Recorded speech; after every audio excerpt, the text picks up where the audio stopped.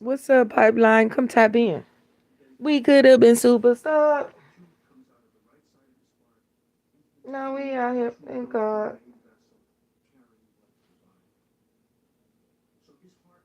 Look, y'all, hold on. Welcome to the Pipeline, people. What's up, what's up, what's up? Listen, why when I was just saying that?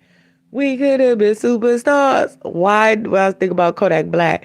Did y'all remember his face when he was like, I know the perk was still fake and I ate it because I'm a gremlin. Remember?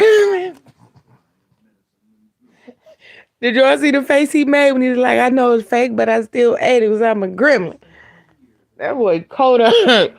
That boy Kodak is crazy. But he did cut his hair off. Good look. Good look. Out with the old, in with the new. Part of Transformation 2022. And that boy Kodak. That boy Kodak. Y'all come in here and tap in, hit the like button for me. Y'all, I'm gonna be honest. I'm laying down and I'm chopping it up with y'all. So when y'all see me put the seafood boil on there, that means it's an open discussion because I be wanting to talk about a lot of different things. And I don't be knowing what to put in my title. So I just be like, open discussion, tap in. So when you see the little seafood, tap in.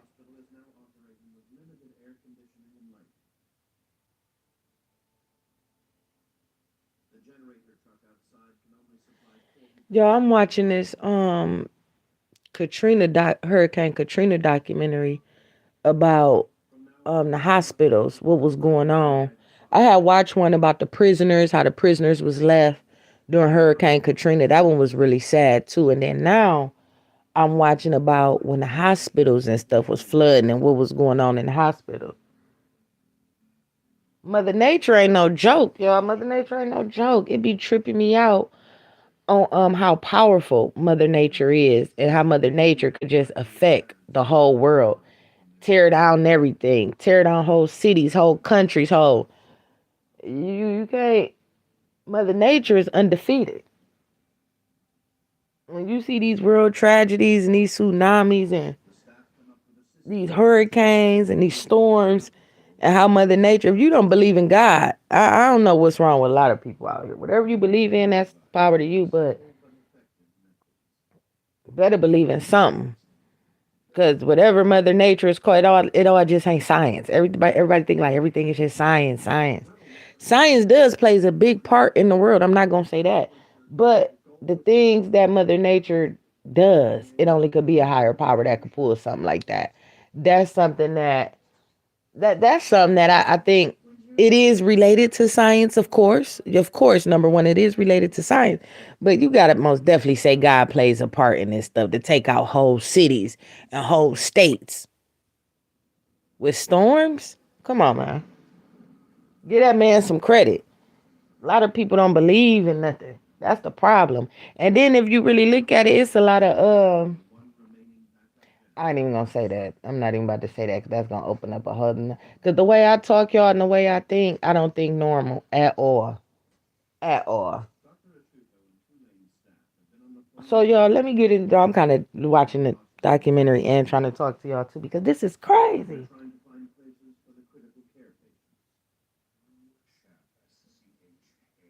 We could have been superstars. But listen, y'all, let me tell y'all about what happened, y'all. If y'all in here, hit the like button for me. Feel free to come in and park. Feel free to come in and park.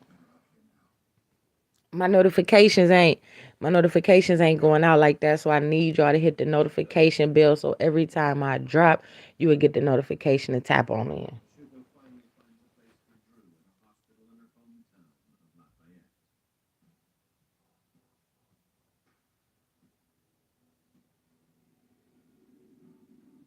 So I really just wanted to come in, y'all, and spend some time with y'all, give y'all a little bit more of my time than what I have been providing the last few days because I've been really, really busy. So I only been doing it 10 minutes, 15 minutes, 18 minutes. I don't even think I did a whole 45 minutes probably in a little minute. So I'm gonna stay on here tonight, y'all. It's Friday. We gonna chop it up.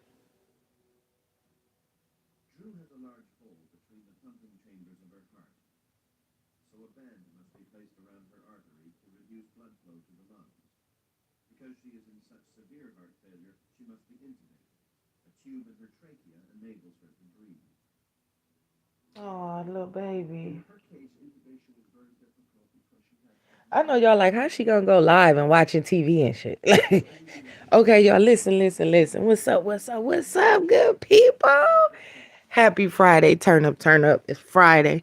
Y'all be careful out there while y'all doing y'all little turn up. Y'all know the world is in an uproar right now.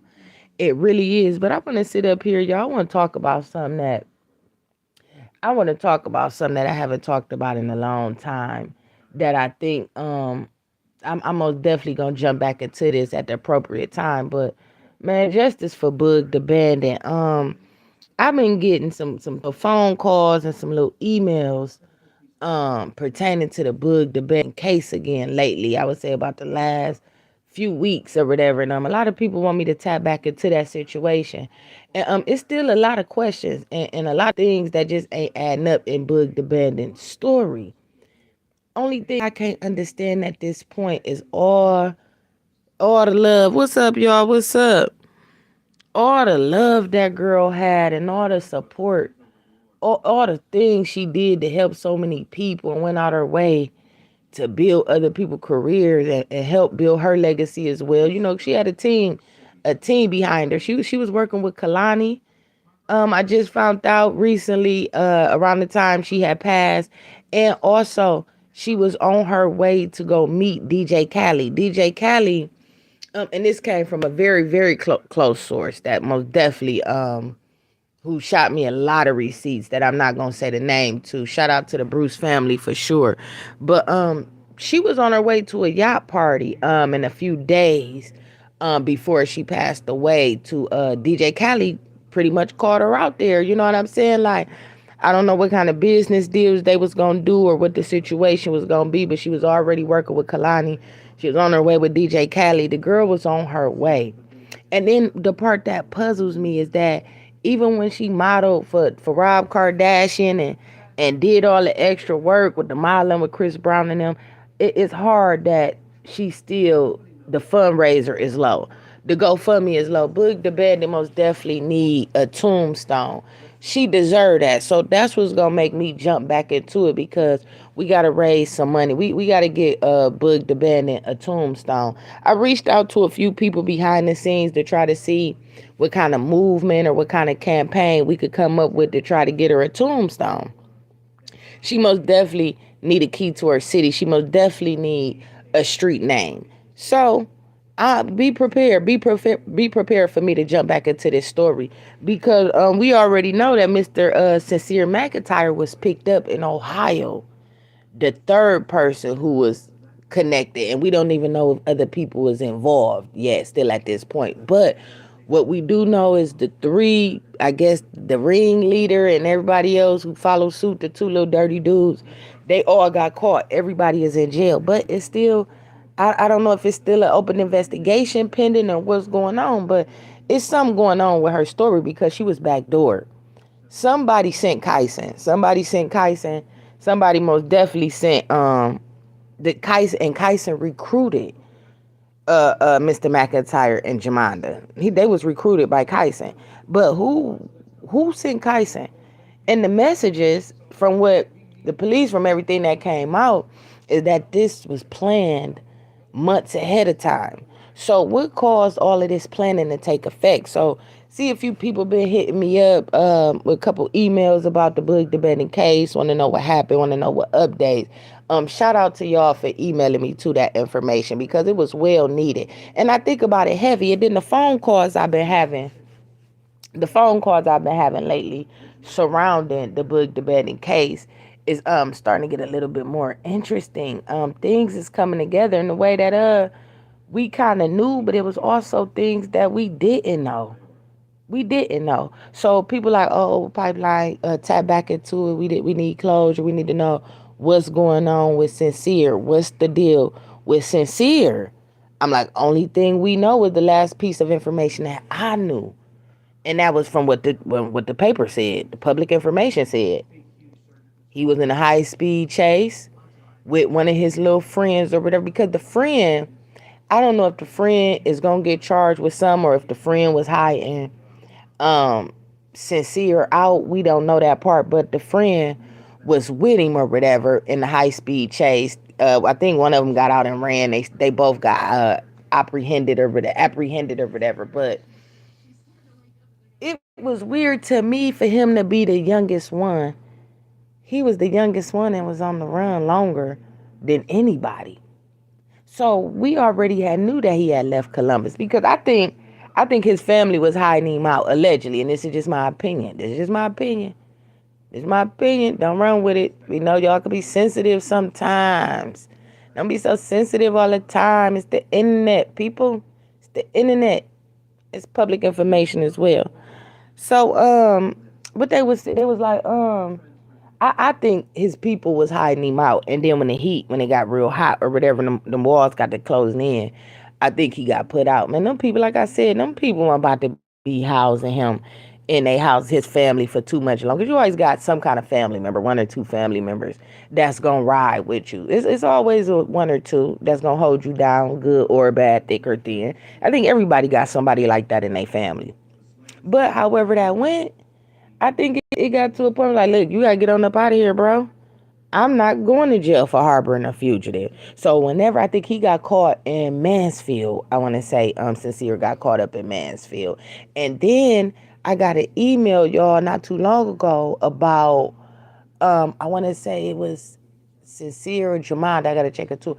One of them shot a girl at a rec center. I remember the shooting they were saying at the library, but allegedly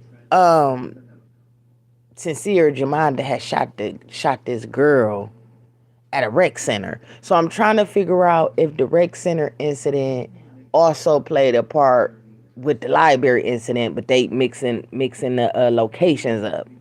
So we gonna dig back into that because we most definitely got to get Boog the Bandit a tombstone, man. Justice for Boog.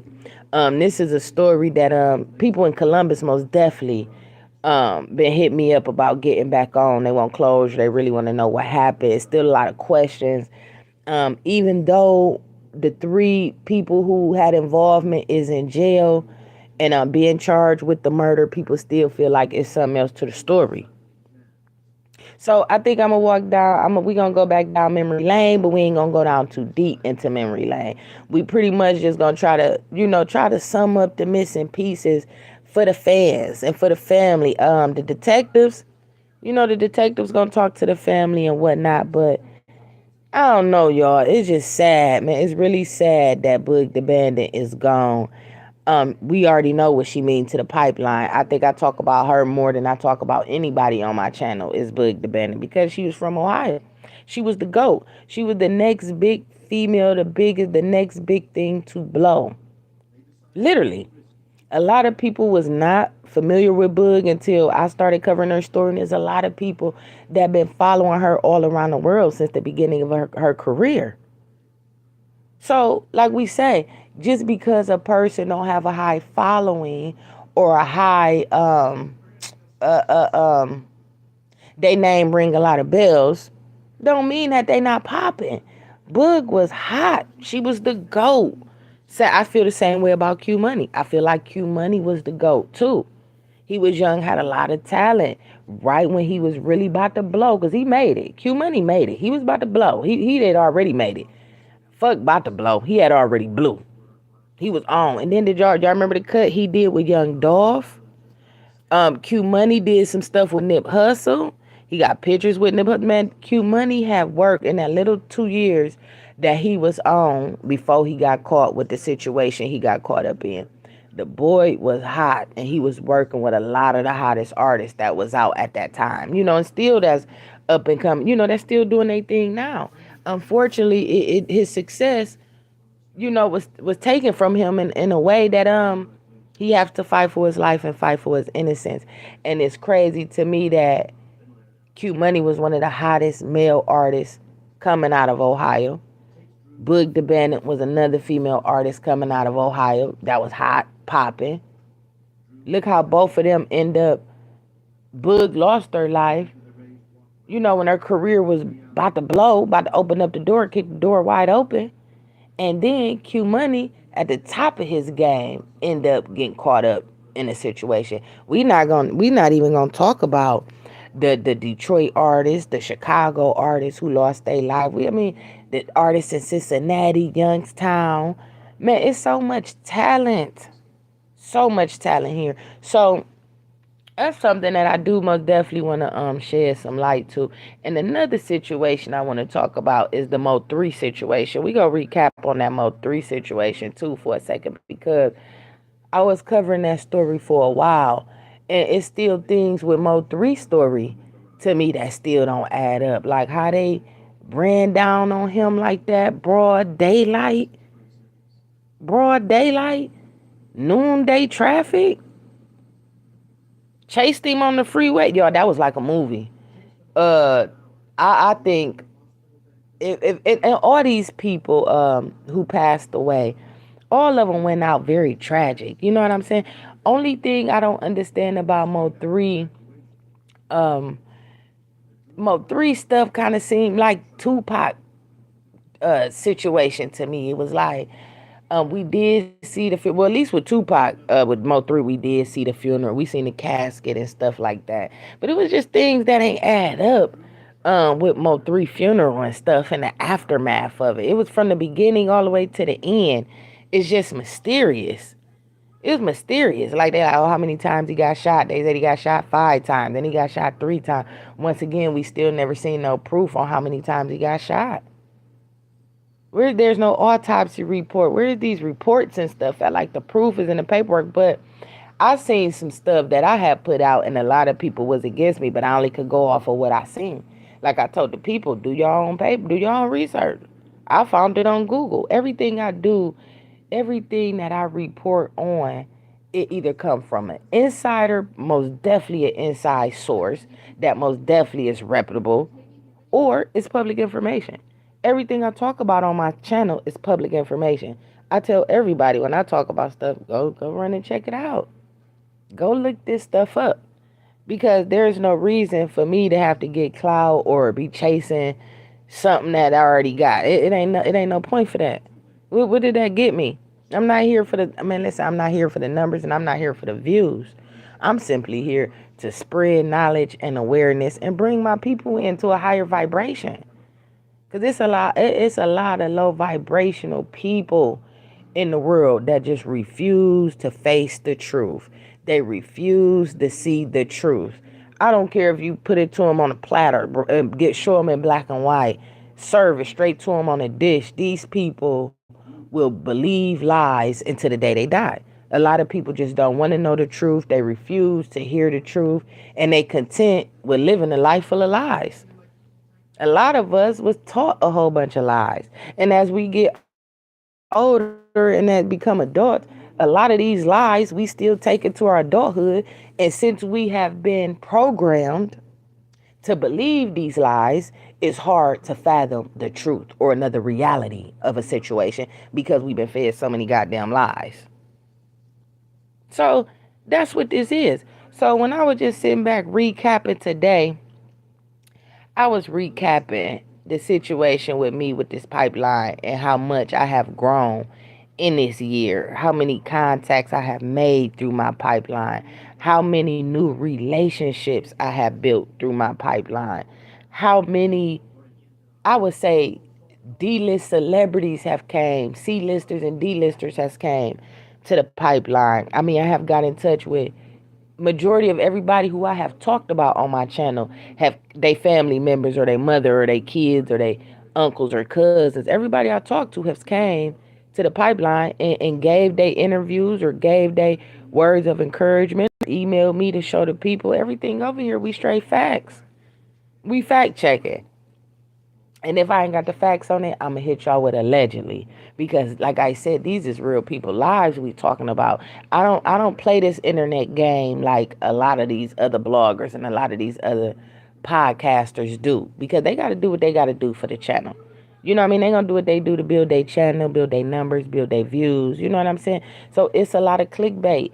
And with that, you know what I'm saying? It come a lot of bullshit and lies on these people, real lives. Like you can't You can't move like that. You just can't. Because I'm one person that believe in karma, good or bad. Whatever you put out, it's gonna come right back. I live by that, and I'm glad that I am that kind of person. Because with me being that kind of person, most definitely kept me afloat.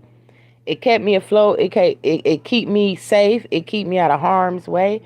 You know what I'm saying? Even back then, like before I went through my whole transition, right? Because once upon a time in my life, like everybody else, I was clueless, clueless until I started having these experiences and going through these pains and going through these back doors with people crossing me, family and friends taken from you. You know, you lose yourself being in relationships, giving yourself, giving yourself to a person more than what they give to you emotionally. When you go through these different things, it don't do nothing but make you a better person.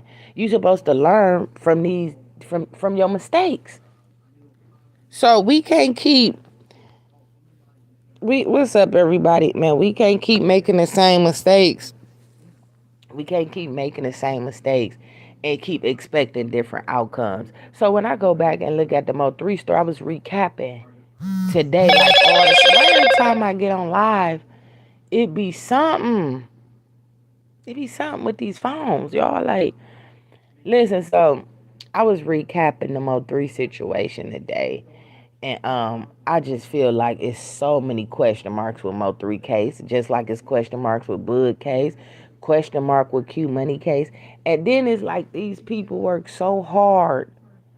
They work so hard to build their legacy, to let people let their legacies die out or go the way that it go with them not being here. Let's use King Von for example, right? King Von have a legacy, right? Some good, some bad. Everybody know King Von history. But isn't it somehow after a person pass away, how they name still stay tied up in bullshit? Like when they say rest in peace, how is a person resting in peace? Man, these people be turning in their graves, man. Like people, I put that on my kids, I put that on my daddy, I put that on their and be lying. Quit lying on all these dead people. Quit smoking on all these dead people. It's ridiculous. Like every time somebody tell me I put that on my kids, I don't believe none of that shit. Y'all know, y'all know how many people be lying on their kids and they mama and them. Like, man, that don't mean nothing. I don't know why people think that's a stamp of approval because you put it on somebody, or why is it a stamp of approval if you do 5 or 10 years in a joint? What's so cool? What's cool about doing time in the penitentiary? Like, I've never understood that. Like, why do people get passes for that? Like, oh, he cool. He did 5 years in a joint. Oh, she cool. She did about 4 years in Marysville, whatever. Nobody. Why do people get cool, but like going to jail and prison is cool? You cool when you go to jail and get a number. Jail ain't for nobody. Who want to go to jail and be in a cage like an animal? Who want that? Man, y'all better pay attention to what's going on and start living your life the right way and staying up out these situations that's gonna cause death or jail. Nobody wants to go to jail. Jail is not a fun place. You can't take care of your family. You can't see your kids. You ain't got no freedom. You gotta wait for somebody to feed you and bring you a tray. You gotta listen to somebody telling you what to do, when to do it. What's cool about that? I never understood that. When I was younger, it used to be cool. Like, oh, that's what to this day, man. I can't mess with no dude and no. I can't. That ain't for me. That's why I can't mess with no dope dealers, no niggas that's in the street life and all that. That ain't for me. Back then, we all was into that. I'm quite sure, depending on where you come from, or even if you was in the suburb. Kids in the suburbs love to go to the ghettos and love to be part of the hood. I never understood that. What is so real about being tough? Nobody wants to work with a tough guy. Nobody want to work with a woman that's always tough and got an attitude all the time. Nobody want to do business with them kind of people.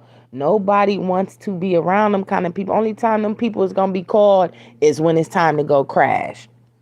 That's the only time a person who tough really is needed. All that want to be tough and fighting all the time and I'm stepping on shit. I'm a stepper. I'm a step on shit. What's so cool about that though? Don't be no pushover though, but don't go out here preparing to crash. Don't do it. It's not worth it what's on that other side. You really not prepared for it. It's a lot of fake pump faking gangsters. It's a lot of women pump faking to be tough, and these women just going overboard. Like just stay feminine. Men be men. Women be women. Live in your truth, because there's nothing cool about having felonies on your record and can't go get yourself a good career, or you got to start you some kind of business or something. There's nothing cool about having 2, 3, 4 felonies on your record, ladies and gentlemen. Out of all the dirt I did in my life, all the dirt I done did in my life and in my past, like I said, it couldn't have been nothing but that man upstairs. That why I don't have any felonies and why I never been in jail, or well, I ain't gonna say never been in jail, but I ain't never did no hard time. I did some little time in the county and little workhouse programs and stuff like that. But I never did like no hard time. I did like I went to the county and probably to the city jail like 3 times my whole life. That third time I said never again. Never again. This ain't for me. And I was young. You know what I'm saying? Like I knew that one for me. Like one time I did like 1 day. The second time I did like 3 days. And then my last time I did 10 days. When I did that 10 day, that little 10 day stay, they was about to put me on suicide watch. I knew I wasn't built for it. I wasn't built for it. They was like, you gotta eat. You gotta eat. The inmates was telling me, listen, the inmates in there thought something was wrong with me, bro. It really is. I'm really missing a couple screws. Like I told y'all, like, but I came a long way and I'm steady trying to fix myself and build my machine. Every day is a new day to improve. And I live by that. But them inmates, y'all, they got to hold me down like that third, fourth day. The older women, like the older women that's older, like your mom and them, they're like, baby, you all right? You gotta eat some. I'm like, man, I'm not eating none of that shit. Fuck everybody. Like I ain't care about nothing, y'all. When I tell y'all, man, I was savage. I was savage. To look where I'm at now to where I used to be, man. I was a little hellraiser. Hellraiser. I didn't care about nothing. Mouth was crazy, disrespectful, fighting all the time, busting windows out, popping, shooting guns, like, man, selling drugs. I was like, man, I was all over the place. I was selling drugs and on drugs at the same damn time. Like majority of the world is doing now, right? That's why I speak so strongly about these things. I be passionate about changing your life because I know what road you can go down. I know how you can self-destruct. I know these things. So the lady's like, you gotta eat something, baby. You can't go up it. You can't last like that up in here. You don't want no water. You don't want no. And then where I was at, it was a workhouse, right? That when I did the 10 days, like a workhouse program, like you got to do chores, you got to mop, you got to. Man, I wasn't doing none of that shit. I'm not doing it. So the one girl, I guess she was the head of the pod or whatever. She wanted to test me. She like, man, you gonna get us in trouble. You gonna have to do something. Man, I'm not about to do nothing. Who gonna make me do something? Who about to make me do it? She like, is this because of you? We getting punished. That's why, because you ain't doing what you, man, I don't care about none of that. So anyway, so they like, you got to take shower. Man, listen, I'm not taking no shit. Y'all, all the girls, y'all, this was crazy to me. All the girls in my pod, y'all, was waiting on me to take a shower. On God, they were. All of them was waiting. So guess what I do, y'all? I washed up in the sink and got into a fight. The girl said, you can't wash up in the sink. We use them sinks to cook in. That's when I started seeing like, this shit is for real. That shit, I had to fight for that shit. She like, you can't be, I cook in that. Man, I didn't know they cook. Listen, I didn't know they cook in sinks in county jails and shit, right? I didn't know it. So boom, we had to fight and everything else. So the guard, the CEO, she like, you could take your shower in the janitor closet. So I was washing up in the janitor closet because I was scared that they was gonna gang rape me, right? That's what I was thinking. I'm like, man, these hoes, they trying to rape me or something. Like that's what I was, because they kept plotting on me. Like I'm from the streets. You feel me? I know some shit went right. And I'm in there by myself, dolo. I'm cussing everybody out, flipping on everybody. So anyways, about the fourth day, fifth day, I guess I got my respect after the fight. So they started fucking with me. I was like, oh, you cool, whatever. You want to get drunk. They was making me hooch. Damn, my fault, y'all. So look, y'all, they was making me hooch or whatever. It was coffee. It was like coffee and Kool-Aid or whatever. So we started getting drunk in there, y'all. It was crazy. It was crazy. And then about that fourth day, my stomach. Hold on, where my other phone at? Hold on.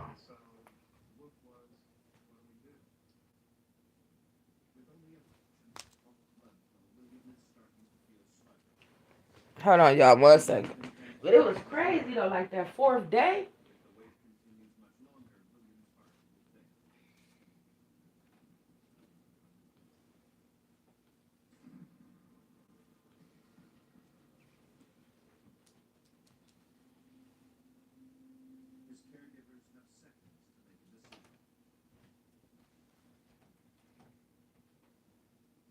Hold on, y'all. I gotta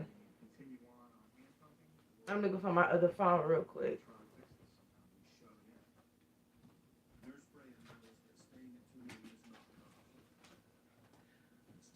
So y'all, after that, I was like, man, I vowed to God, like, I'm never coming back to jail. Never again in life. This shit is not for me. I went advocating to people like, man, stay out of jail. That ain't what you want. That shit ain't what you want. That shit ain't built for nobody. What I do to my other phone? Hold on, y'all.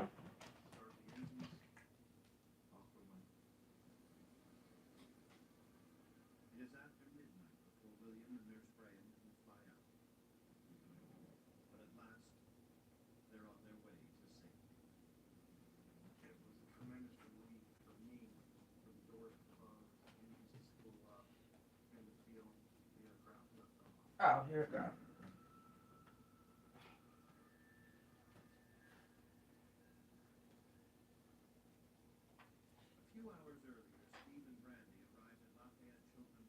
We could have been superstars.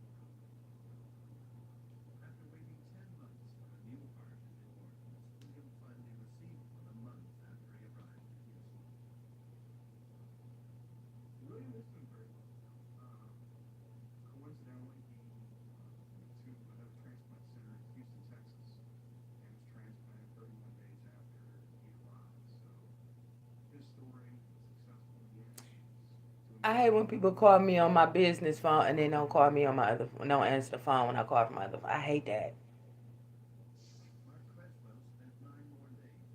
And then it be interrupting my lives. It's like I can't never go live without my phone's ringing.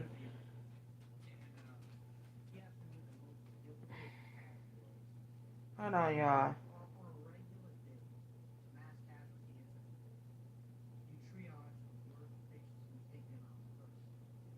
Cause it be throwing me off, especially when I be rolling, like in my conversation or whatever. But um, like I said, I wouldn't wish that stuff on nobody though. So now, where I'm at in my life now, the only thing I do is advocate. I advocate for living right, treating your body right, getting your mind together, educating yourself. Knowledge is power.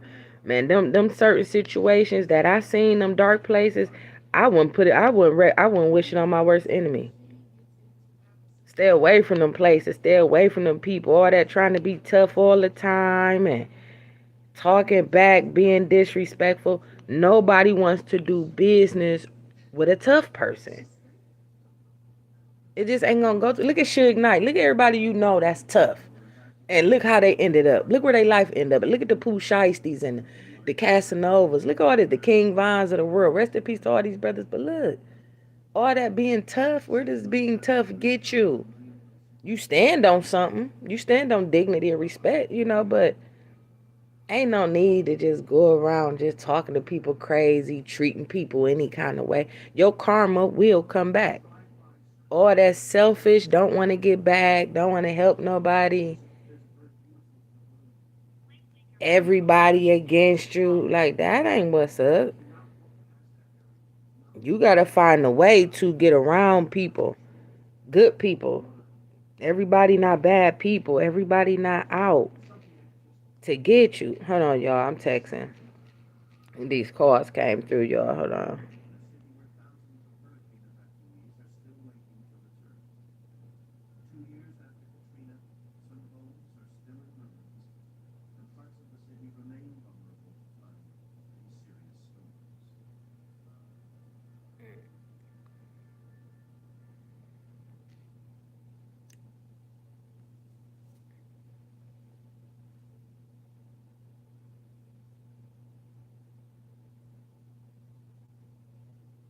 And my little Hurricane Katrina documentary just went off.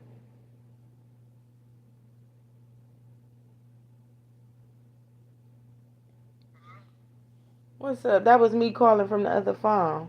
Everything all right? Huh? I told you. I told you.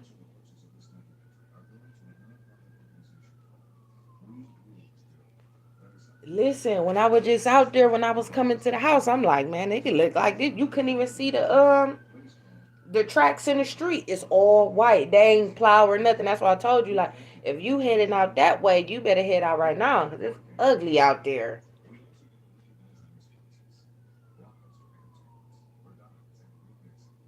But see, when I was coming from the other side, it was coming down real heavy. But then when I got to coming up, it started clearing out. But then I seen like, oh, it kept coming and going hard and stop, hard and stop. I'm like, what the hell?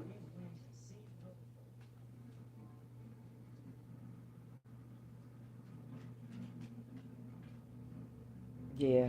So you on your way now to go up there? You on your way home? Oh, you made it to the house? Uh huh.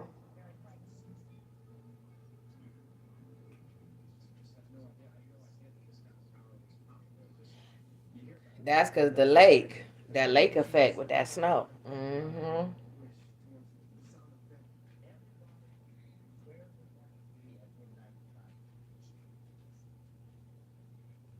Oh, she was asleep when you left. I figured that because she ain't take no nap.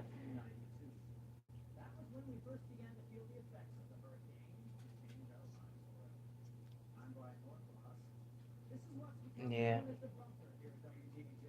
And we supposed to get that other snowstorm Sunday. That's all I was saying. Like, whatever you gonna do, you better do it because it's about to get ugly. It's already ugly now. Right. Right.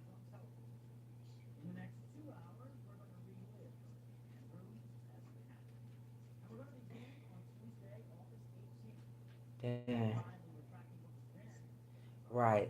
Well, all right. Well, you in the house? You safe? Let me get back. I'm on live with the pipeline. Okay. All right. For sure. I told you. Okay. Later. Later.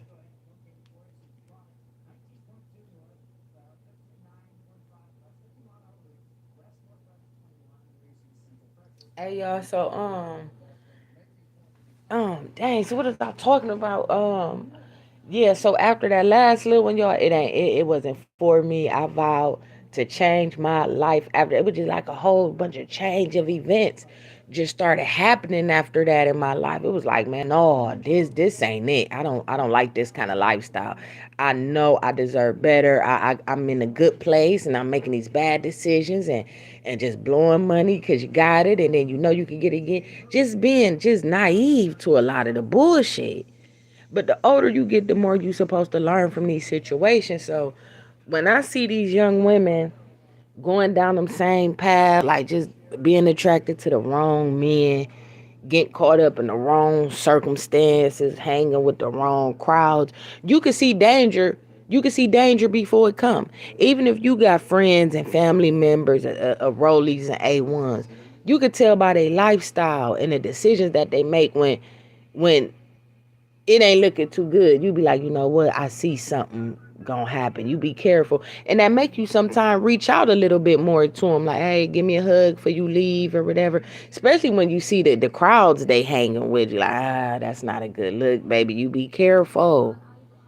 You be careful. But now, like me and my girl was talking about today, it's like you can't even tell these kids nothing no more. Like everybody think they know everything. Me, I always been a sponge.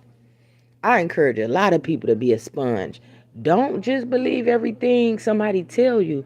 But if you see somebody doing better than you and living better than you and they educated and smart, man, take them jewels while they free.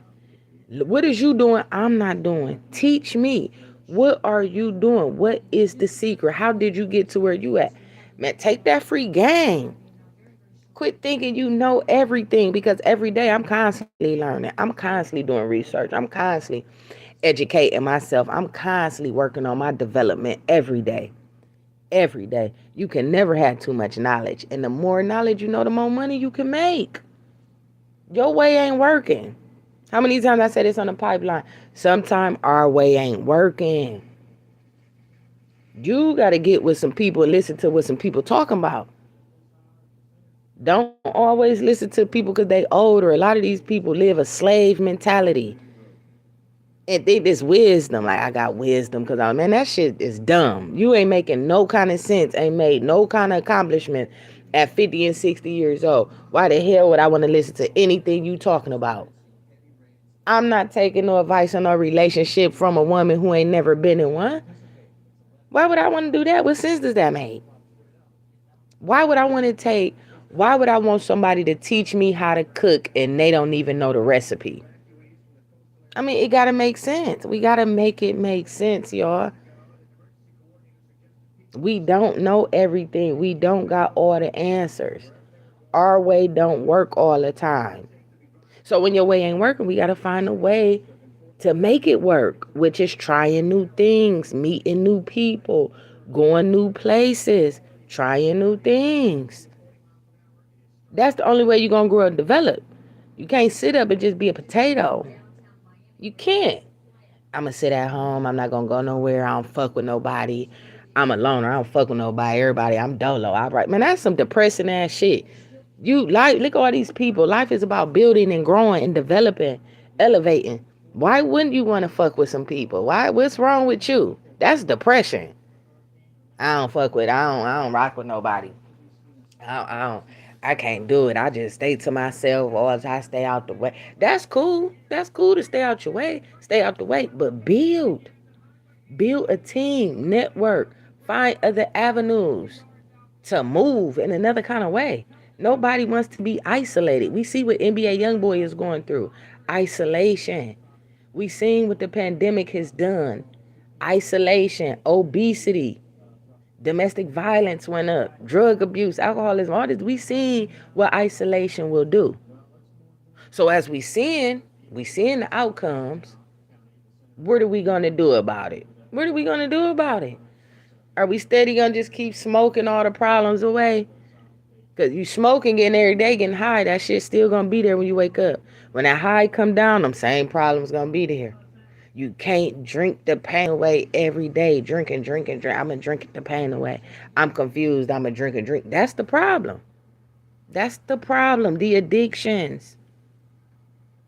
We trying to move forward on the pipeline. We ain't trying to go back. Welcome to the pipeline, people. Welcome to the pipeline. Because the only thing we doing is elevating and growing. And whatever way that come, we got to take it the way it come. And I don't care if I only got a few handful of people on my lives every day. Them same people may be the ones that make it to them M's before me. Like, pipeline, what's your cash app? I'm going to send you 100 racks. On God, I believe in my people. Period. Y'all know, Y'all know how I'm coming.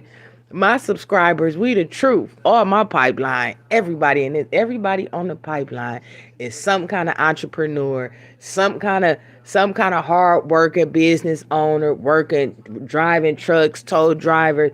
Man, I got so many truck drivers that's on the pipeline. Man, shout out to my truck drivers out here today.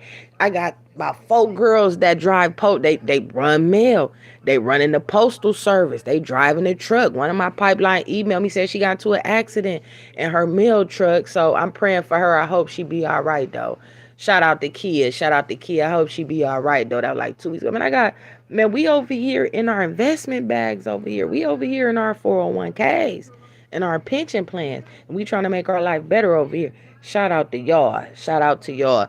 Shout out to the I got a lot of home health aides. I got a lot of RNs over here. Some home health aides. I got a couple RNs. Um, who else? Man, it's so many people. Who else was that? I'm a tip of my tongue.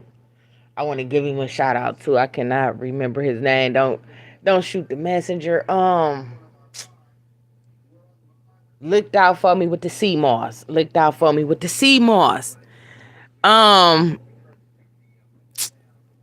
what's his? I'm horrible. Damn, I want to give him some love, but he know who I'm talking about. If he in here, man, say what's happening. All my people in the pipeline, we lit. Don't get it twisted, because everybody don't comment. Everybody don't like to always comment. Sometimes they like to just shoot an email. Nice live pipeline.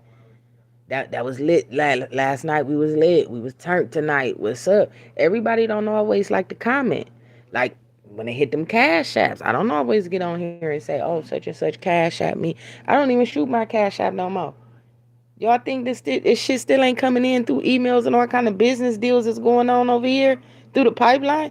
We networking and we building, and there was a lot of subs I had to cut off and block. They not welcome on the pipeline no more.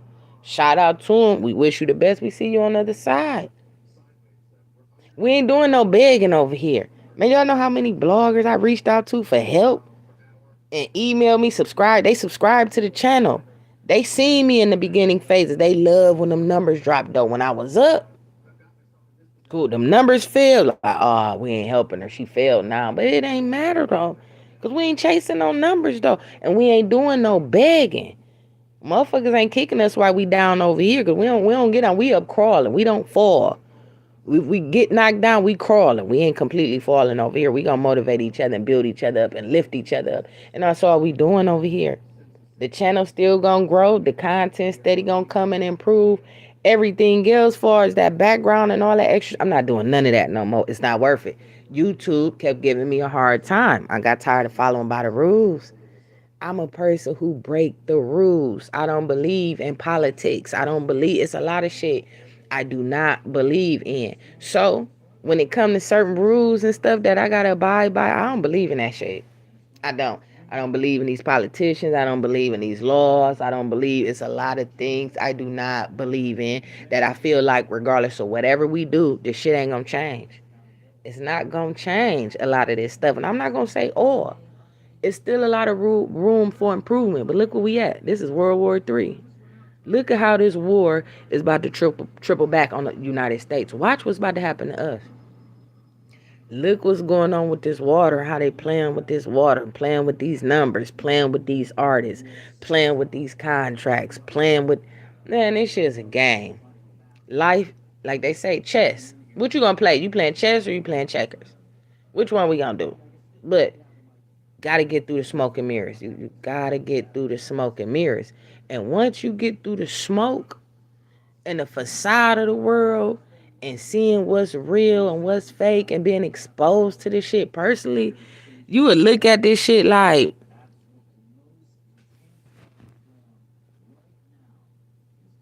hold on, y'all missed that last one. Once you y'all, I don't know what I just did. Once you start seeing what's going on in real life, I don't take it serious. I don't. Like, I take my life serious and what I'm trying to do, far as a mother, a businesswoman, You know what I'm saying? Whatever I got going on, I take my life serious. But far as the shit that the world want us to believe is facts and true, I don't believe none of that. I don't. I done too much research and put myself through too many educational classes and courses and colleges to know the truth. It's like, nah, I'm not believing that. And I still battle with different people about religion. Like my close friends and stuff. I know a lot of people who don't believe in God. They don't believe in this. They don't believe in that. They believe in that. They believe in this rock. They believe there's so much.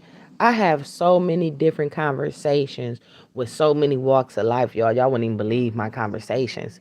Like I was telling y'all today, y'all probably couldn't hear me like that because I was in a place of business. But when I was telling y'all about the man, the black man who didn't know how to use his alarm clock, y'all, that tripped me out.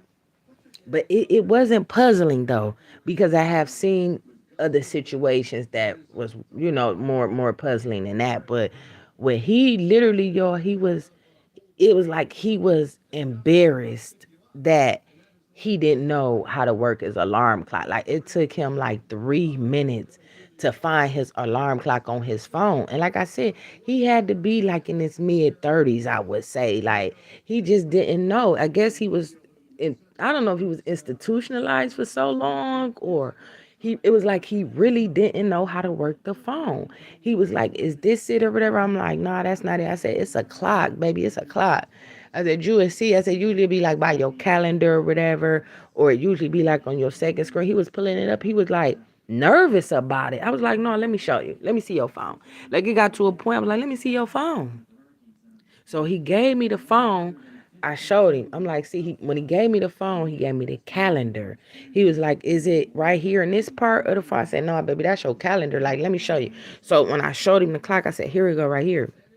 I said, I'm going to show you how to set your alarm. Because he told me, he said, I'm not doing good because he said I'm not doing good because I got two probation officers. One of my meetings, he said one of my probation officers, he got extended till June. He was supposed to have got off, he said, in February, but they ended up extending it until June, I guess because he kept getting into a little trouble or whatever. But like I said, soon as I seen him with the 6 pack of beer, I had already knew what the problem was. I was like, oh yeah, he got some addiction problem. And like I was saying earlier, we always talk about it's not a judgmental world. I don't judge people. I don't judge nobody. That's a goddamn lie. When people say that, I just be like, quit all that damn lying. Because we judge somebody to some kind of extent. And I'm not saying it may we judging them in a harsh way. It don't always got to be a harsh way. But you can look at a person and tell. You're gonna say something like, oh, I wonder what they on, or oh, they on some bullshit. I wonder they look like this. They got that. You gonna judge a person. They don't never keep their hair done. Why they look like that? They don't never keep we live in a judgmental world. So right off the rip, I already knew what it was when I seen the beer in his hand. And he was like, he said, well, my probation got extended until June. He said, and then I missed my meeting today and I only could miss 5 and it's the 5th meeting I missed. If I miss another one, I'm going back to the penitentiary for 3 years. And I said, well, why you keep, because that's what made me show him how to use his alarm clock. I said, well, well, baby, why you keep missing your meetings then? He said, because I be staying up late. I be going to bed late. So right in my head, right then and there, I'm like, oh, he must be trapping. Gotta be. Either you on drugs or alcohol real heavy or you trapping. You living a trap life. Because if you know you gonna miss these meetings and you about to face 3, 4, 5 years in penitentiary and you keep missing these meetings, it gotta be an addiction problem or you trapping. Right off the rib, I'm looking at him like, yeah, this dude, he got a lot going on. So when I told him, I said, well, here, let me see your I said, let me see your alarm. Let me see your phone. I'm gonna show. Do you know how to set your alarm? Why you set your alarm? He like, I don't know how to do that. Baby, I don't deal with these phones. Because he started kind of getting like not offensive, but kind of like he was kind of like in a little mood. Like, first we was cool, and then he kind of got a little nervous on me or whatever. He like I don't do this technology. I ain't on no Facebook. I don't do no Instagram. I ain't got no email or none of that. And I understand. I know how that life be like, because it's a lot of people that I know who's not on social media, who not with the Twitter shit. I'm one of them people. I'm one of them people. I got pages, but I'm not active. I don't be on them. It's all for business. You know what I'm saying? So I know a lot of people who don't be with the Twitter and emails and all that Snapchat, TikTok. Everybody not with that shit, you know? So I'm like, here, I'm put your what time is your meetings? He said 7 o'clock. I said, I'm gonna show you how to do it. So I show him, I take the phone, boom, show him the clock.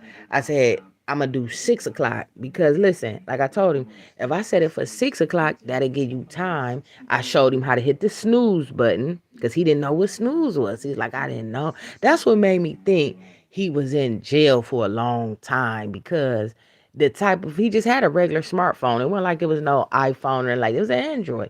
But he really didn't even know how to work it. So I'm like, let me show you how to hit the snooze. He like, okay, what that do? I said the snooze is just like when you say snooze, like say it go off. You can hit the snooze, it'll give you an extra 5 or 10 minutes. So I showed him how to snooze go to section. I said you can snooze for 5 minutes, 10 minutes, 15 minutes, whatever. He like, oh, okay, I know what you mean. Now I get it. I get it. I said, and that's what you do. I said, I'm going to set it for 6 so then you can get up. And at least he said, my meetings is virtual at 7 in the morning, every Saturday at 7. He said, yeah, so 6 o'clock could be good. Man, when I show y'all, man, if I could tell y'all the smile and the relief, the stress, you could see the stress just fall off of him. Like, it was like a woo sigh, like, this is it. I don't know why. He was like, I don't know. He like, thank you so much. Can I pay you? Can I buy you something? Can I give you a couple of dollars? I said, nah, baby, I'm good. Me helping you is gonna get me blessed. I'm not looking for nothing for doing a good deed. That's what people, everybody is in need. We all need help. Everybody don't know everything. And we can't expect just because a person they look good and they fly, like they know everything. Y'all know how many dumb people it is? I mean, it's a lot of people that is really uneducated that look good, got self-esteem issues, dropped out of school. Or look at Rick Ross. Rick Ross said he don't even know how to do multiplication, but he know how to run business. Go check out Rick Ross interview when he said he only know how to do basic math, addition and subtraction. Look at all the millions he got.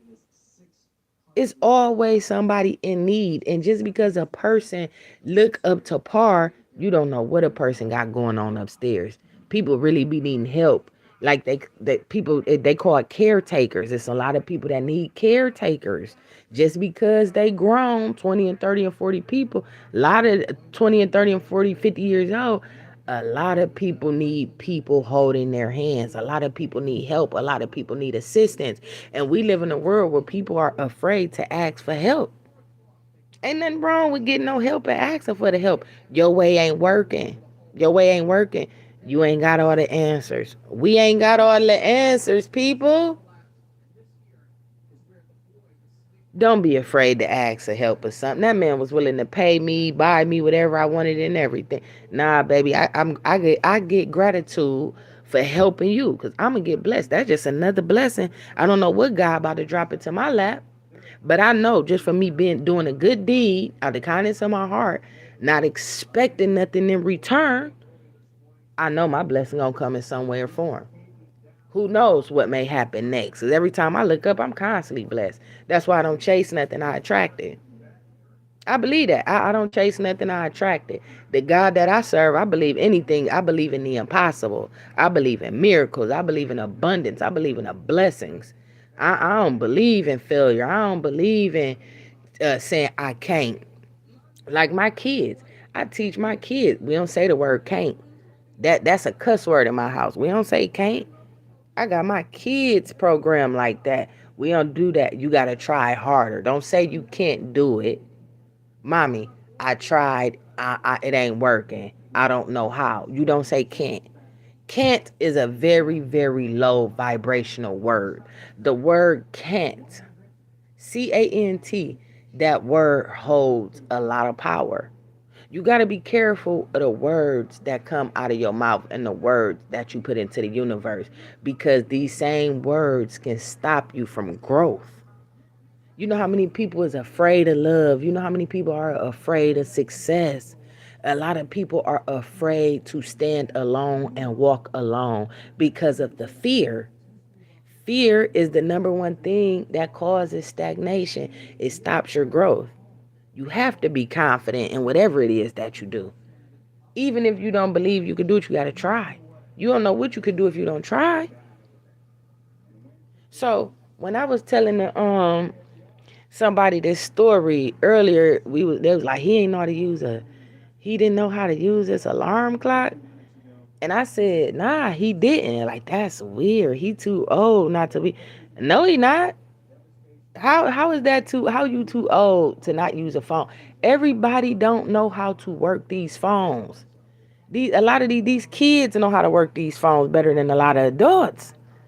These kids will show you how to revamp your phone, upgrade all kind of stuff. And man, these kids is the truth with technology. So like I tell people all the time, you can't put no age on nothing. You never too old or too young to grow and develop and learn.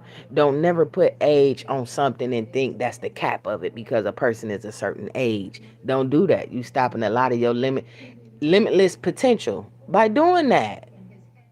So, and then y'all, it was crazy because I had a conversation with a woman a couple of days ago, and she kept asking me I hear you always talking about God. You always saying God did this, but I want to ask you. So I said, what's going on? She said, how do you know it's God doing it? Because when I look back on my life, I don't feel like it's a God. I don't feel like, cause I always hear people saying, if it weren't for God, or thank you God, God did this, God did that. I don't understand how people could give God so much credit. I said, so are you grateful that you're alive today? She said, yes, I am. I said, do you believe in God? She said, I don't know. This is a lady that is almost 50 years old, still questioning religion. So I said, what do you believe in then? She said, sometimes I believe in God, sometimes I don't.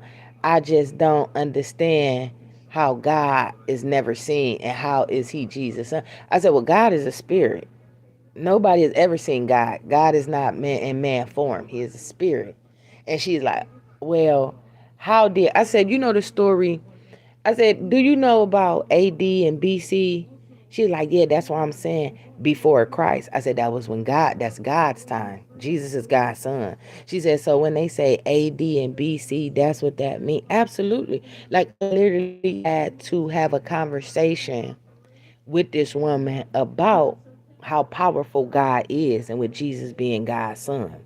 She couldn't understand the concept on Mary how Mary was chosen to be Jesus' mom. She didn't understand the whole concept of it. So it's just deep, y'all. These conversations I be having with people just about life and about religion. And one thing about me, I don't put my beliefs on nobody. I always ask questions because you have to ask a question in order to understand a person's mindset and where they at mentally. Just like in school, as a teacher, your teacher asks you questions. When you couldn't figure out that problem, what would your teacher say?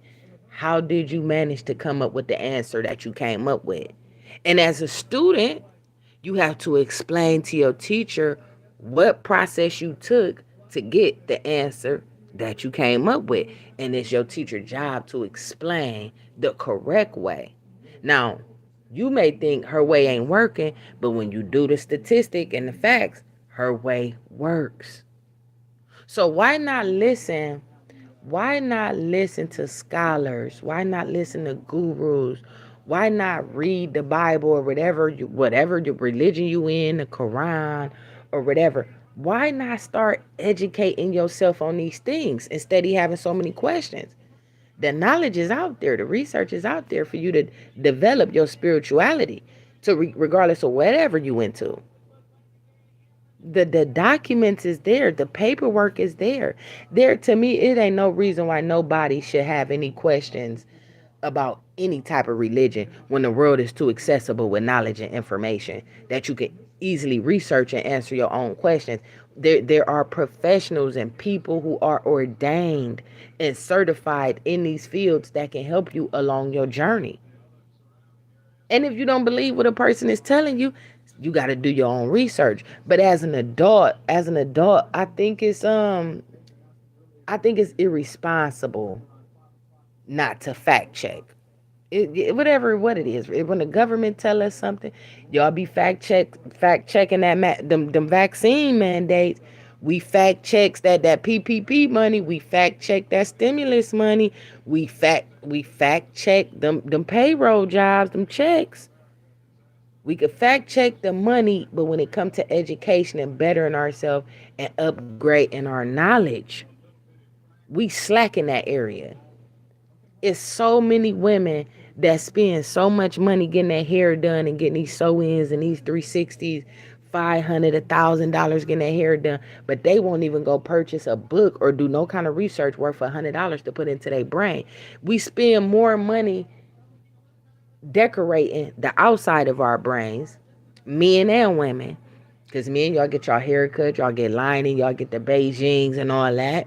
We spend so much money on decorating the outside of the brain, but can't spend no kind of money to educate ourselves. We can't spend no kind of money to get no kind of books or no kind of paperback, no kind of scrolls, no kind of. We don't want to spend no money on that though. Our people, I don't know, I'm not gonna say all our people, but we gotta find a way to start bettering ourselves. And I think the answer is knowledge. I don't even think it's about money. I don't think it's about none of that. Knowledge is power. And the smarter you are when it comes to this street shit, the smarter you are when it comes to religion, the smarter you are when it comes to politics, the more you could weave through the bullshit and keep your stress level down. That's why so many people got so many high levels of stress, because they don't know how to release the stress. They don't know where to put the stress. Like, okay, I got this stress, where I'm going to put it. So they'd just rather keep letting it pile up and drinking, hitting that bottle, hitting them beers, hitting them blunts. I'm going to just numb the pain. I'm going to just numb it. But then when the shit wear off, you still back at square one. So now it's a constant cycle of you constantly spending unnecessary money. Do you not know, if you stop smoking cigarettes for a whole year, you can manage to save between $3,000 and $5,000 a year? Let's do the math. We did the math a while back. I forgot where I was at. We did the math though, y'all. If you do the math, if you buy a pack of cigarettes a day, a month, you multiply that 12 months by 365, right? You know how much money that is? All y'all weed smokers buying them apes and them ounces and them zips and quarters and half a pounds and them whole things. Man, you not know how much money you would be saving? Because the thing with that with the drug game, to me, the risk ain't worth the rewards. Everybody used to think it was cool to sell dope, sell weed, sell drugs. When you really think about it, look at all the big time dope dealers. Look at where they sitting at. Look at where they sitting at. Is the risk worth the rewards? So if you gonna hustle, do what you gotta do, but find them, make an exit plan. No, nothing lasts forever. That shit ain't gonna last forever, and it ain't gonna work out good. It's not. Nobody want unnecessary cases. Nobody trying to do unnecessary time. We do all understand you gotta hustle to survive. We get all of that. And we don't knock no hustles over here. We don't knock no hustles. But only thing I'm saying is come up with an exit plan. Don't get caught up. Don't wait till it's too late. Don't be another Fetty Wap. Don't be another Big Meech. Don't be another Chase. Don't be another Rayful Edmonds. The list could go on and on. Don't be another Alpo. Don't be another what's them women big what's the girl on BET, the ladies who was selling the dope and the trap queens and all that. Like that world ain't always promised to you. It's nothing there promised. And we ain't here to hate on nobody. This is just a real life reality conversation we having. This is real life, man. It's 2022. This shit is going into destruction. The world we fucking in World War III in 2022. Y'all know how crazy that sound? This shit, we is like in a modern day Vietnam. That's what this is. It's like a modern day Vietnam. This shit is crazy in 2022. Then we dealing with all these false ass politics on every which level that's political, besides laws. When it comes to the music industry, these contracts, when you dealing with just regular business, everything is political. Look at the sports. Look what LeBron got going on. Look at all these sports. Everything is political. Look what Kyrie had to go through because he didn't want to get the vaccine. All the political shit. Everything is so political. Is it even about money? Or is it just politics?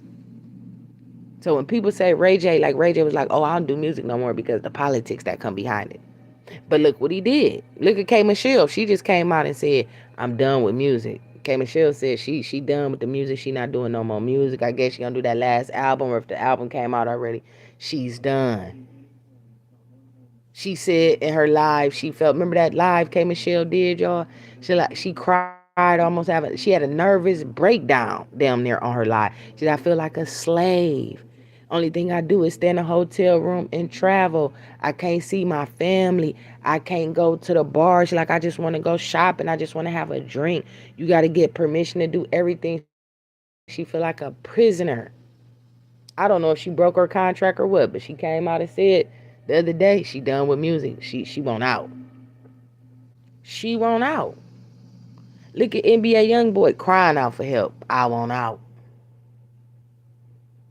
Is it worth it for the money? Is it worth for the fame?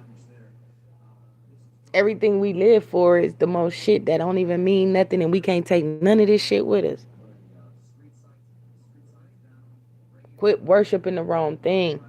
Find something to believe in, man. Start bettering ourselves and taking better care of ourselves, because I can't, I don't even let my energy, y'all, get caught up in negativity. I don't even let negative energy, negative people surround me. I don't even have negative thoughts. You feel me? I'm so programmed with my praying and my meditating. Only thing I know how to do is think positive. When people call me, they call me because they know I'm positive. I'm going to uplift them. The world feel like they crashing down on them. Like, baby, it's going to be all right. You've been through worse. This too shall pass. You've been through worse than this. It ain't the end of the world. Now you just got to figure out what you're going to do next. Since you know that ain't going, what you going to do next. So it's always a way, y'all, to keep your energy high, keep your vibration high. Eat a lot of green foods. Eat green foods. Make you a day out the week. You know what? I'm gonna eat a salad every Tuesday.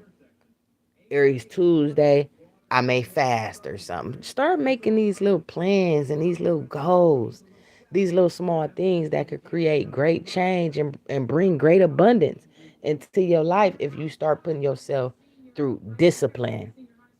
Discipline is very, very hard.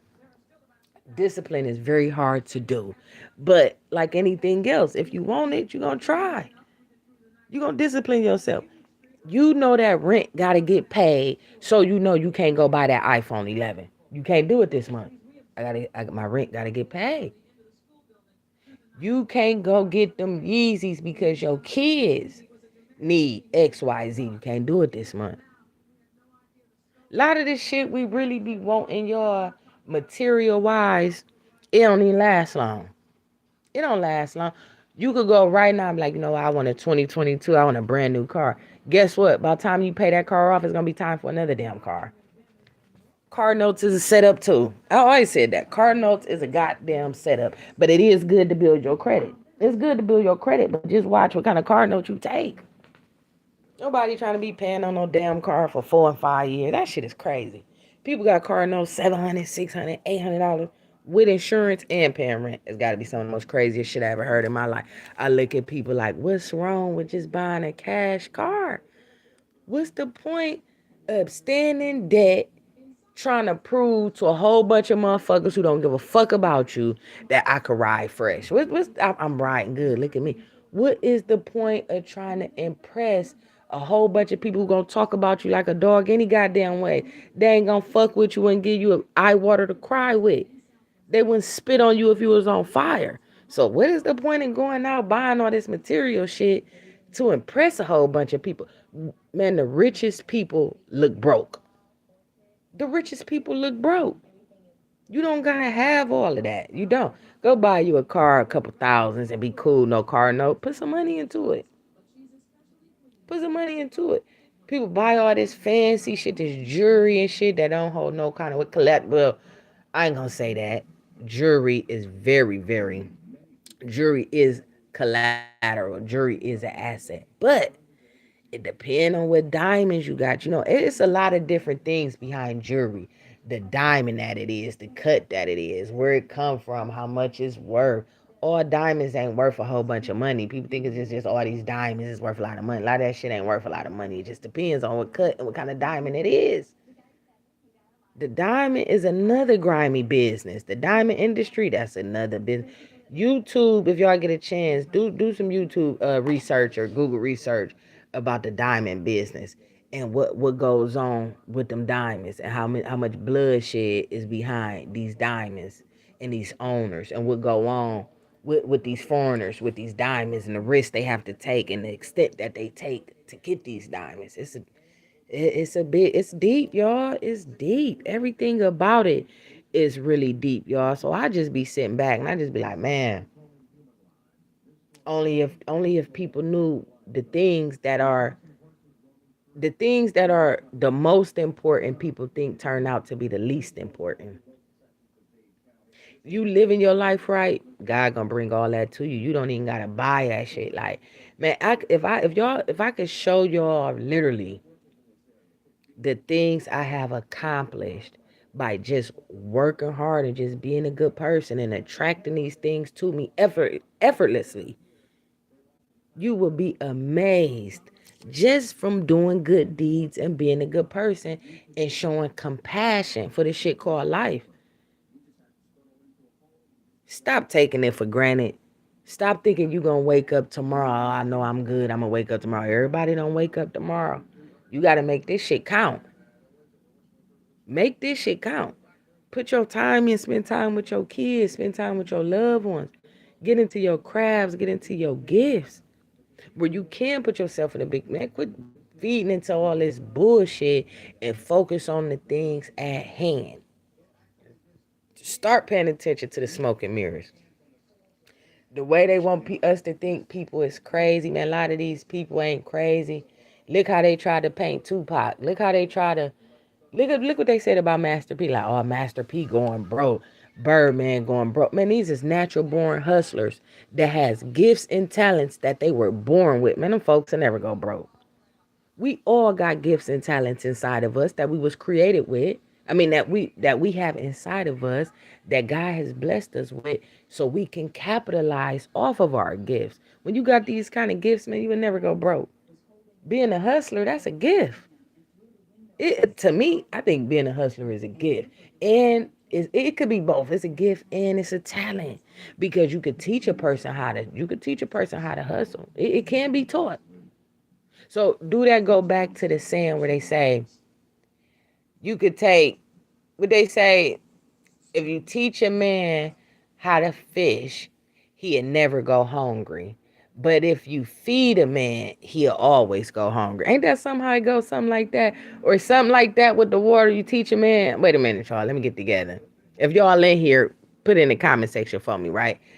If you if you teach a man how to fish, he'll never go hungry. But if you constantly feed a man, he'll always stay hungry. I believe that's what it is, y'all. Shout out to the pipeline for that, y'all. Am I on to something with that way? Am I on to something? I don't know. I don't know, y'all, but for real though, y'all, it be real talk. Start learning new things. Start teaching yourself new things. Get with people who can show you new ways of doing different things. Become innovative, inventors, creating this stuff. Like you'd be surprised how many of your ideas you have sitting on your head, inside your brain that could bring you some kind of money, right? Bring you some kind of something.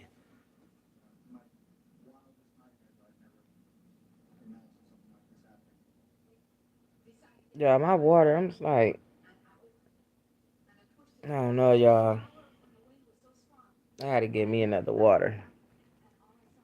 I don't like, yo, you know what? I had left my top off my water for too long, and I don't like leaving my water uncapped, even if I'm at home or whatever. Like, I don't know. I don't like leaving water just open.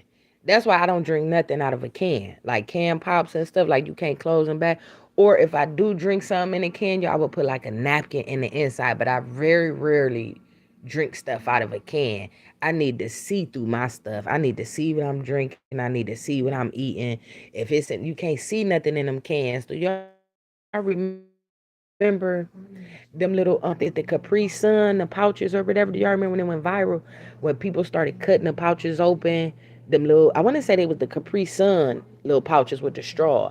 And then y'all seen what was in the inside of them when you cut them open? Man, I don't believe in eating stuff like that's just like weed. Don't be, they say don't smoke nothing that you can't see. If you don't see a person roll it up, don't smoke it. I feel the same way like that about food and my beverages. I need to see what's going into my body. So that's why I don't like drinking stuff out of a can.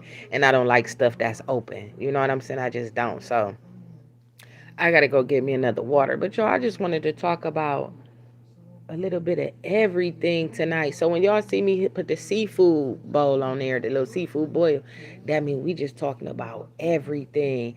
And then y'all seen Queen Elizabeth died. We seen the Brat and Judy get married. Shout out to them. Congratulations to them, the Brat. And here's another thing too. Speaking of the Brat is one of the most, I would say,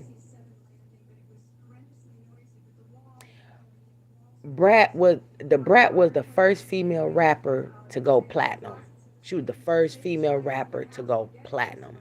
But it seemed like now when you say the greats when it come to women, they say Lil Kim, they say MC Light, the list could go on and on with the greats of women in hip hop. Yo Yo, it's a lot of, you can go back to Salt and Pepper. But it seemed like they always seem to skip over the Brat. Shout out to the Brat. Shout out to the Brat. The Brat at that time when she was out, wasn't no female spitting no bars like the Brat. The Brat was keeping up with them niggas. She was dropping bars. She was hot. But then it seemed like as she got older and stuff, of course she got out the music. We don't never really hear nobody putting her in the category with the greats. I think she most definitely need to deserve that. Like the Brat need to get her flowers. She most definitely do. She is an icon and she is a legend. She broke a lot of records. Even with now, if we go, listen, y'all, this is crazy. Because y'all know how we talk about Boog the Bandit wearing the plaque braids. We talk about Coi Leray stealing her style with the plaque braids. We really got to give it to the Brat when we think about it. Because the Brat was wearing the balls with the beads and everything and plaques back then in the 90s. She was wearing the flannel with the jumpers. I remember when TLC came with the jumpers, with the little Jodeci boots, with the band-aids. The Brat was doing that before they even was thought about TLC. So it's crazy now that I'm thinking about that, y'all, because I never even thought about that up until now when I just said congratulations to the Brat and Judy on their wedding. Because that is, the Brat most definitely is an icon, man. She a legend, and we got to get a Brat her flowers. What if I do a little story on the Brat, y'all? What about if I do a story about how her little from the beginning up until the point now? That would be interesting. Because a lot of people don't cover her story. Like, they don't really cover the Brat like that. And she most definitely need to go in that bracket with Lil Kim and Queen Latifah and MC Light and all them. She most definitely need to, even though she was a little bit ahead of they was a little bit before her, MC Light and them. I wonder who was out. What year was that the Brat came out? Because I know she was out before Little Kim. What other? That's interesting, y'all. I'm really about to like who? What other female rapper was out around the time that the Brat was out? Was it MC Light? MC Light was like in the 80s, early 90s too. But I don't remember her and the Brat kind of going like. Was it the Lady of Rage? Was it the Lady of Rage or? I'm about to Google this. Hold on. Where's my other phone? Because now I'm intrigued. I want to know. Hold on.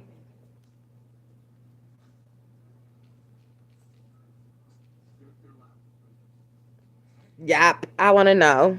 Sure do. I'm about to put it in.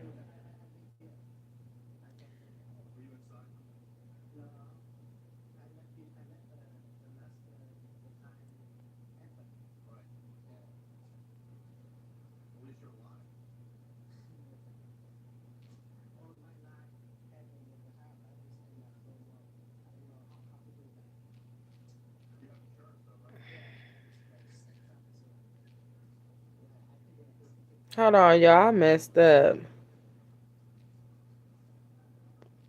I be getting sidetracked, y'all. I was supposed to be looking up the brat and totally got into something. What year the brat was discovered?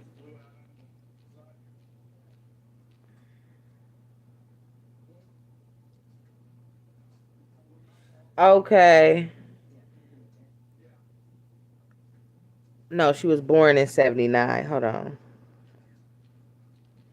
Because, I mean, I'm just really sitting up here thinking about that as we talk about female artists. She was discovered, y'all, in 92. Okay, and hold on, let me turn my y'all, because these lashes, y'all know these lashes. Oh, my God. Okay, in 92, while still a teenager, she was discovered by producer Jermaine Dupri when she won an amateur rap contest and got a chance to meet Dupri's protege, Chris Cross.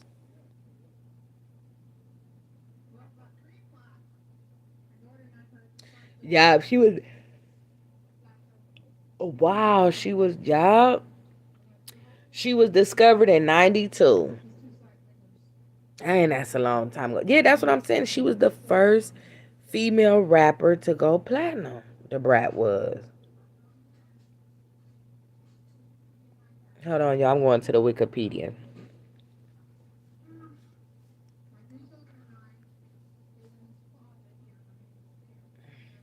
In 94, she sold 1 million copies. That was big in 94. Artists really weren't selling millions like that. I mean, they was, the big time Michael Jackson and them like that. They was doing it, you know what I mean? But to be a black female rapper, she sold 1 million copies, making her the first female solo rap act to receive a platinum certification. Right, that's what I said because I always remember that. She was the first to go platinum out of all the female rappers. And she was the second overall female rap act after Salt and Pepper. Didn't I say that, y'all? See, I be knowing I don't be knowing everything, but when it comes to these music and these little politics behind this music, I be on my shit. Um, Brat also received 2 Grammy nominations. That was in 92. That's what I'm saying. She's epic. She must definitely need her flowers. She has achieved 2 top 10 hits on the Billboard Hot 100, Functified and Not Tonight. The latter with Lil Kim, Lisa Lopez, Lisa, I remember that. Missy Elliott, Angie Martinez, Ladies Night, I remember that. Brat has also had commercial success with other songs included I Think They Like Me, a remix of Mariah Carey's Lover Boy, and In Love With You. Brat is 47. She was born in 1974. Rap female legend. But y'all, what made me even start talking about the Brat? How did I get on that? I forgot y'all how I even got on that. But however it go, it still needed to be talked about because so if we really look at female rap music versus the Brat time and Salt and Pepper time up until now where we at, y'all see the change in the lyrics, y'all see the change in the agenda. Because in the 90s, I think she was the Brat was in the closet still, but y'all remember Kirk Frost, Rashida husband? He bought Brat a car, I think she said, when she was like 21 or whatever. She was messing with Kirk. Well, her and Kirk did have sex, but he was blowing a bag on her. Only man she had sex with was Allen Iverson. And I think she said Allen Iverson did some inappropriate things with her, and that's how they ended up like, I don't know if he allegedly tried to take it or something happened, but allegedly her and Allen Iverson had a little fling going on. But Brad said that she was in the closet with her sexuality or whatever. So, like when she came out last year that she was gay, that wasn't shocking. That wasn't shocking. The whole world had already knew what was going on with Brad, and we love Brad. Like we love her. She always been real. Brat never switched up. That's one female artists, and I would say Lil Kim. Actually, when you a lot of the female, a lot of the older female rappers, all of them was solid.